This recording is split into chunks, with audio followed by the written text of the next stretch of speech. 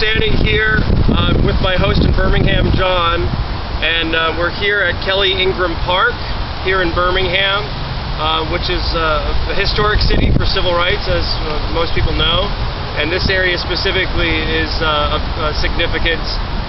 Across the street is the 16th Street Baptist Church, where 4 young girls were murdered from a bomb that went off back in the 60s, part of the civil rights movement backlash.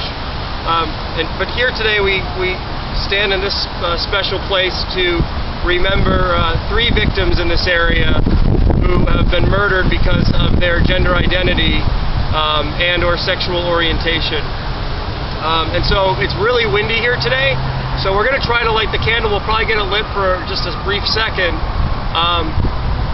But before we do that, I'll read the names of the victims, and then we will light the candle, and then we'll have a brief moment of silence. And before we do that, one final thing I just wanted to point out: behind us is a statue of Dr. Martin Luther King Jr.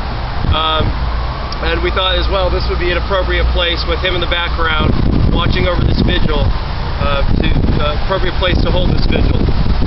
So the 3 victims here in Birmingham, Jody Susan Ford was shot with a shotgun by Larry Maddox, and this was back in April 4th of 1977.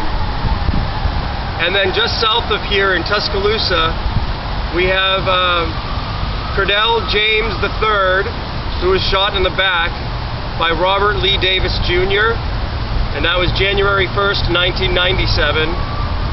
And then Toya Charlton, also shot in the back by Robert Lee Davis Jr.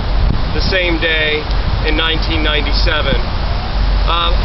One final note, while I've been here in Birmingham, I've had the chance to talk to several folks in the area, and the stories that I've heard from LGBT and allied folks here tells me that the fight is far from over in this area.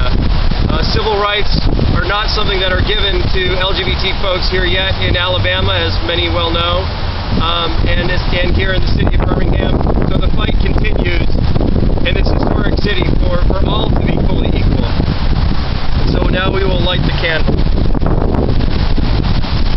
or attempt to light the candle.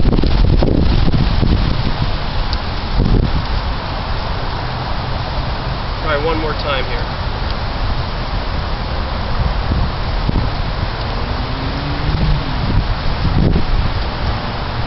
One more.